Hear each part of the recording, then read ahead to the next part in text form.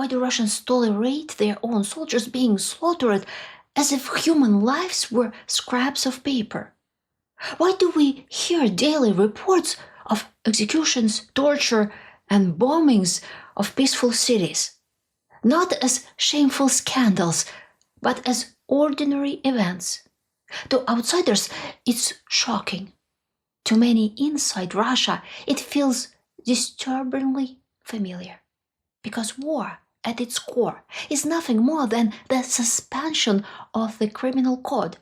Theft, rape, murder, all suddenly permitted, even celebrated if they serve the state. But let's pause. This is not only about Russia, this is about us, the human condition itself, because brutality is not an exception in history. For most of our past, it was the rule. So today I want to take you deeper. First, the human side of brutality, how violence becomes a social norm under specific conditions. Second, us versus them, how societies decide who deserves cruelty. Third, brutality is conformism, why most cruelty is not sadism, but obedience.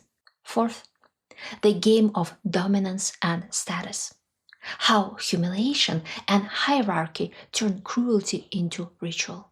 This is not the story of bad people versus good people. That's propaganda. This is a story about the fragile line between civilization and savagery, and how easily it can be erased. I'm Elvira Bary, a writer born in the Soviet Union. Let's begin. But before we dive in, if you find value in these deep dives, don't forget to like, share, and subscribe. It helps the channel reach more people who care about the truth. And if you'd like to support my work directly, you can join the think tank for exclusive insights, leave a super thanks, buy me a coffee, or contribute through PayPal. Every bit helps me keep making videos like this for you. The human side of brutality. We look at reports of Russian soldiers committing atrocities in Ukraine and recoil in horror. This is not normal, we think. But in reality, it is the opposite. For most of human history, violence and cruelty were the norm. And yet, we humans are also capable of love, compassion, and generosity. Both sides live in us, but here's the nuance. Those positive instincts only switch on when we recognize someone as ours. Toward our own people, we feel empathy and tenderness. Those emotions were evolution's way of binding the tribe together, making cooperation possible in hunting and raising children. But strangers, for most of history, they were either a threat or prey. Archaeology shows us our ancestors practiced cannibalism. Outsiders were food, or at best resources. If they weren't dangerous and had nothing valuable, you simply ignored them. This wasn't malice. In a world of scarcity, compassion toward outsiders could kill your children, feed a stranger, and it means less food for your own. Let him live, and he may raid you tomorrow. Only when humans began living in settlements with neighbors who weren't blood relatives did morality become necessary. What we call morality is nothing more than the extension of family feelings, care, loyalty, empathy onto strangers. And for much of history, that extension was partial at best. Think about conquest. If you love everyone equally, how do you enslave them? How do you build empires? Wealth and status were almost always accumulated through violence. Only in the 19th century, with industrialization leveling the field, did rare talents begin to achieve success by creating instead of destroying. Until then, the choice was simple. Show cruelty to enemies and gain resources and prestige. Or stay where you are, nobody. And this model still lingers today, though it is no longer respectable to display severed heads on palace gates as kings once did. Today, even mass shootings of civilians must be cloaked in propaganda. Russia doesn't say, our bombs killed a little girl, or our soldiers raped a woman, or our officer ordered to shoot the prisoners. No. They say, we destroyed Ukrainian fascists. Faceless, not even human. Because the moment you show a face, a story, a name, the victim becomes ours. And cruelty becomes unbearable, not for everybody, but for many. That's why every dictator's first step is dehumanization. Call the enemy rats, insects, filth, strip them of individuality. Civilization is a thin layer, and underneath lie instincts 100,000 years old. It takes a little to peel it back. And history proves it. Nazi Germany and its death camps. Soviet troops burning through Eastern Europe.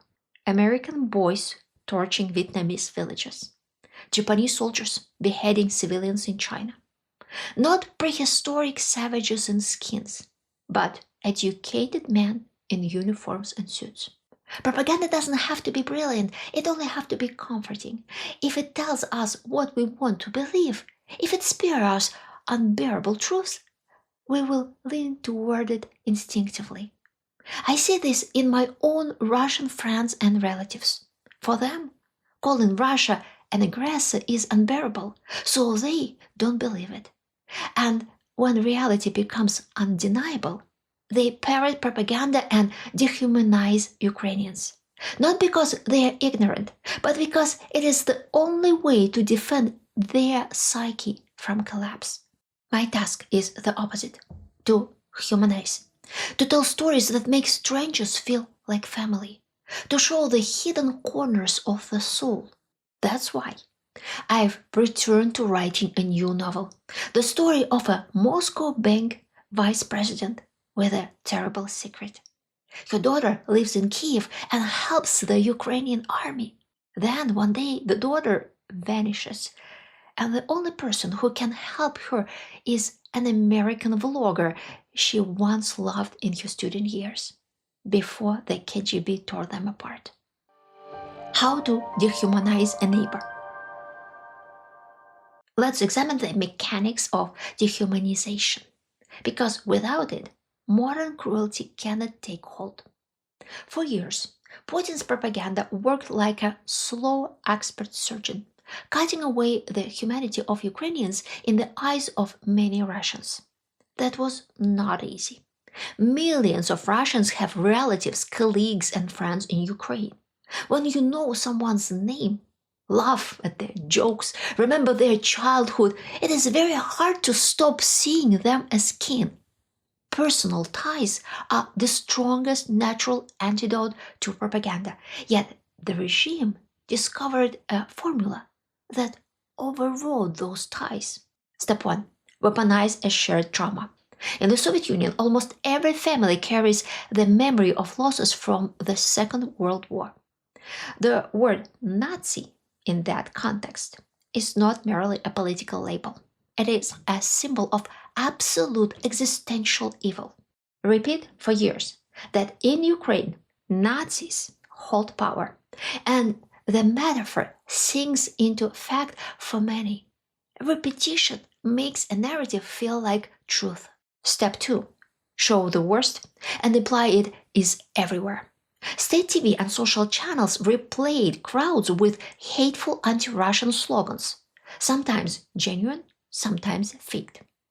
A handful of videos of Ukrainian nationalists shown 1,000 times from different angles becomes a pattern in the viewer's mind.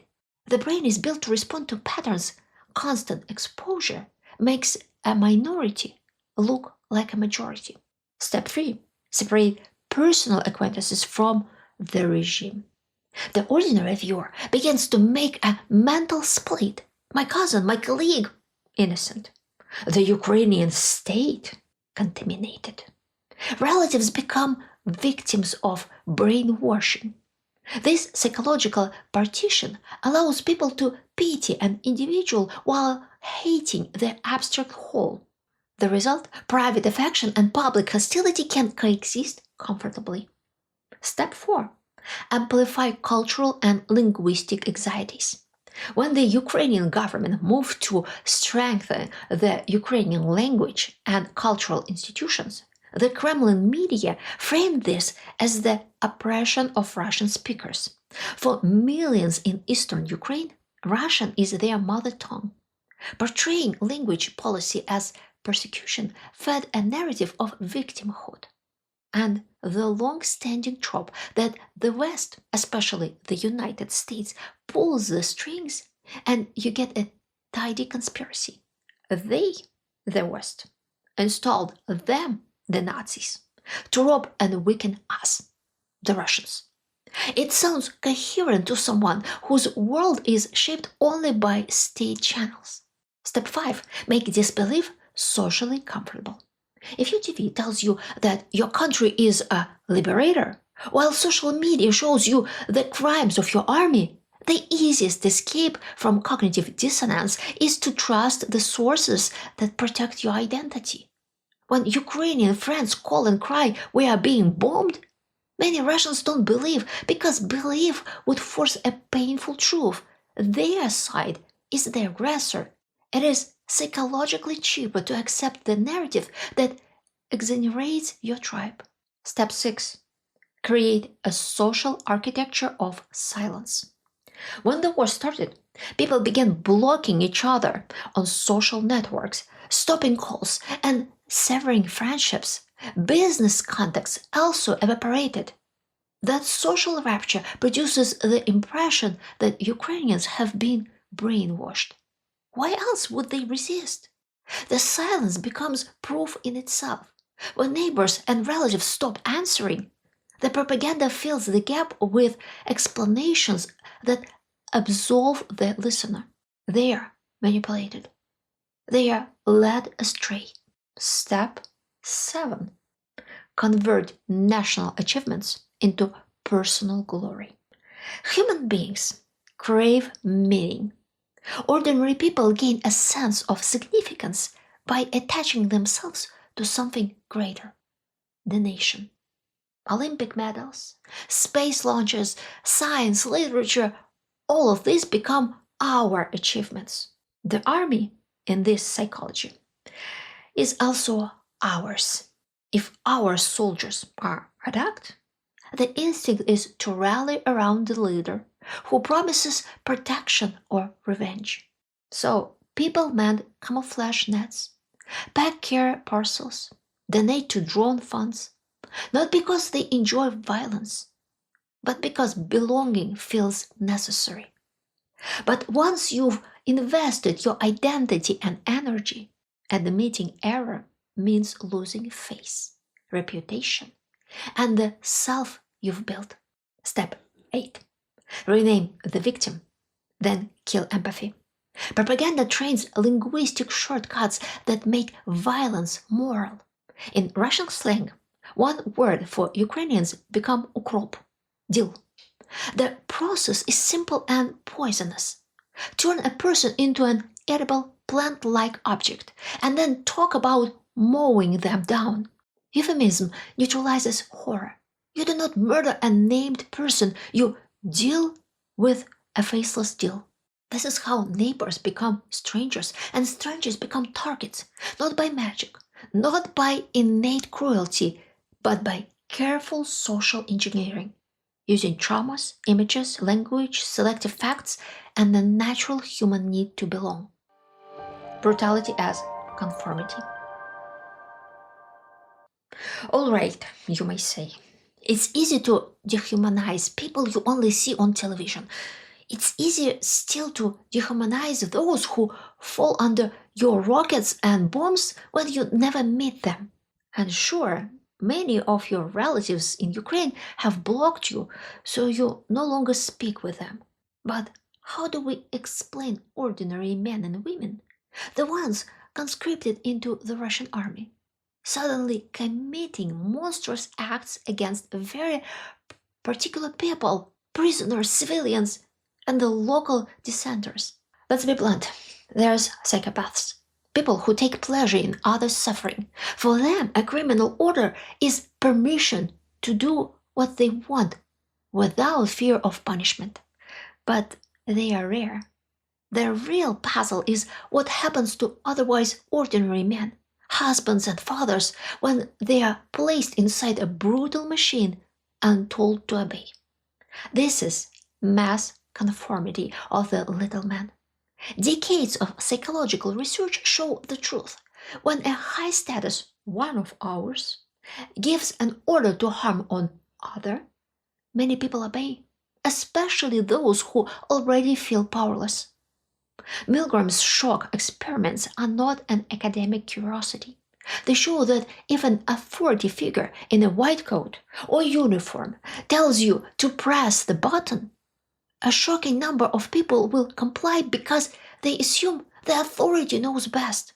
Add a stern voice, pressure, the threat of punishment, and obedience becomes the path of least resistance. Our subconscious treats uniforms, expensive suits, and epaulets as signals of dominance. In tribal terms, the dominant decides who is and who is humiliated. If you feel small and insecure, if your job, your family's welfare, and your future depend on not making waves, you obey. In that moment, you do not think about the victim. The victim is classified as other, irrelevant, expendable. In a society where power and resources are concentrated in the hands of a few, defying those who hold power is not only risky for your reputation, it can destroy your life. Lose your job at the only factory in town, and you lose everything.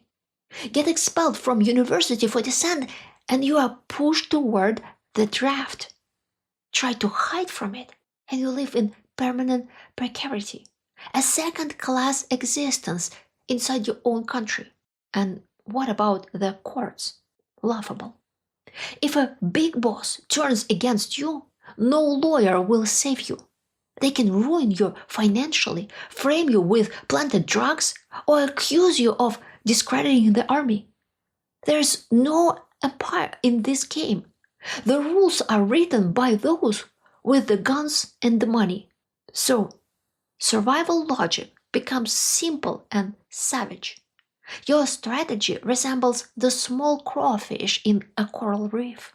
You keep your head down, watch the silhouette of the shark, and hope someone else is eaten tonight. Obedience is not always a willing surrender.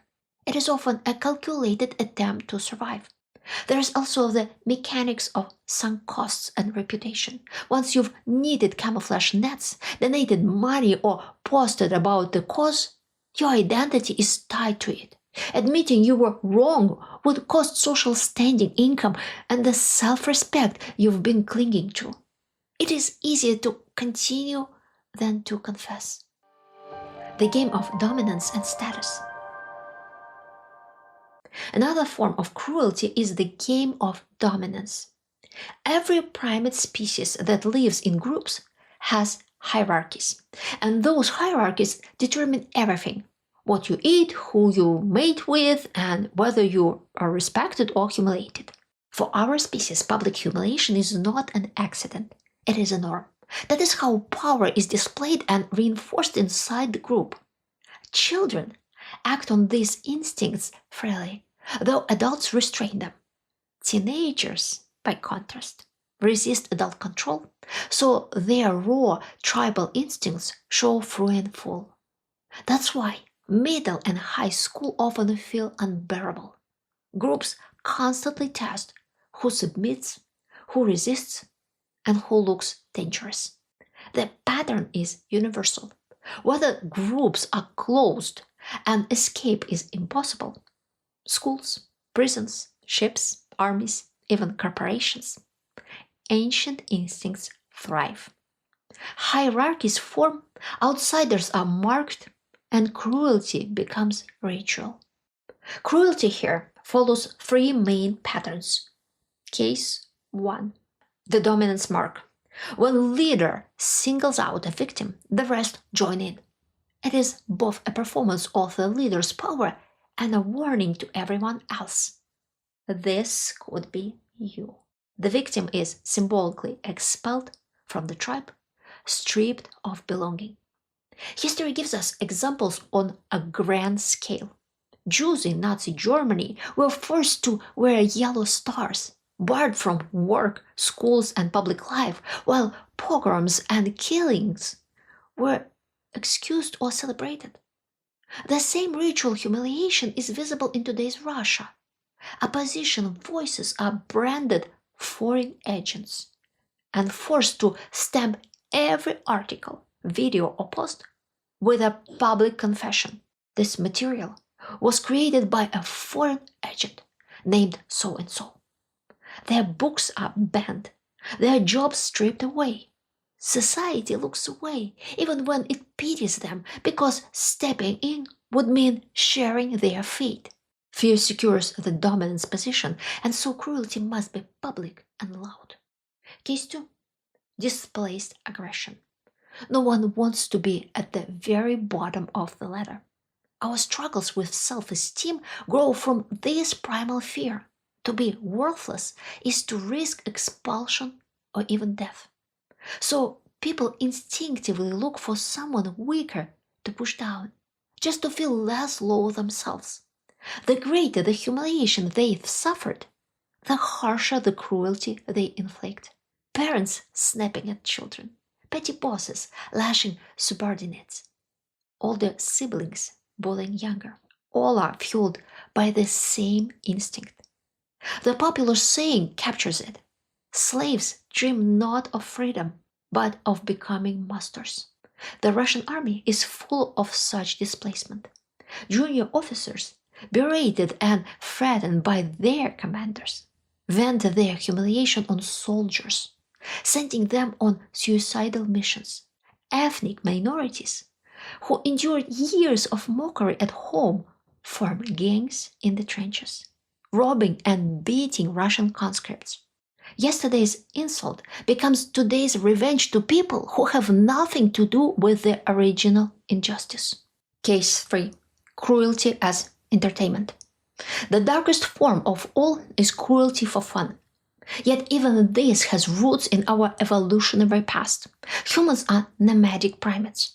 We are wired to seek novelty, movement, and stimulation. Boredom is agony. In ancient villages, where life barely changed, festivals, contests, and even fistfights served as emotional relief. Rome gave its people gladiators. Medieval Europe gave them gallows. Violence was a spectacle. Now, imagine a group of men in trenches, trapped in dark dugouts, phones confiscated, nothing to do. They will create their own events. And very often, those events are violent. Torturing prisoners becomes a grim form of entertainment, blending dominance and displaced aggression. In such conditions, cruelty is not a deviation. It is the path of least resistance to break monotony. All of us carry these ancient programs. The only reason we don't act on them is because our environments protect us, but lock us in closed spaces, strip away freedom, flood us with fear and boredom, and even civilized people unravel quickly. The Gulag, the Nazi camps, the Japanese prison camps all prove this. Popular culture likes to dress it up as endless stories of heroism. In reality, it was slavery, and the ugliest instincts of humanity laid bare. Education and moral codes help, but they are fragile. Awareness is the only true defense. If we recognize when cruelty begins to sprout, we can stop it before it blooms. Notice something. In our most popular films, books, and games, it is violence that holds our gaze. Battles, deaths, destruction. We consume them with fascination. Saving Private Ryan, Star Wars, Titanic, Avatar, or your favorite shooter game all rely on our primal thrill for spectacle. Civilization is our attempt to tame these instincts so they don't destroy us. Art is our safe arena for confronting our inner demons. That is why I write stories. My Russian Treasures series dives into history's brutality and resilience. And if you prefer fantasy, my novel The Girl from the Labyrinth is full of danger, suspense, and that particular Russian humor that lets us face the darkness without losing our humanity. So, what have we learned? That brutality isn't an accident of Russia's war. It is a human instinct that reappears whenever empathy is stripped away.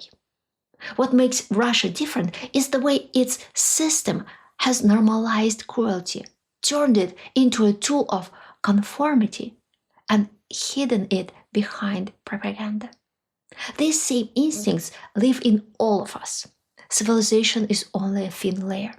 So, I want to ask you something personal. Have you ever witnessed cruelty being normalized?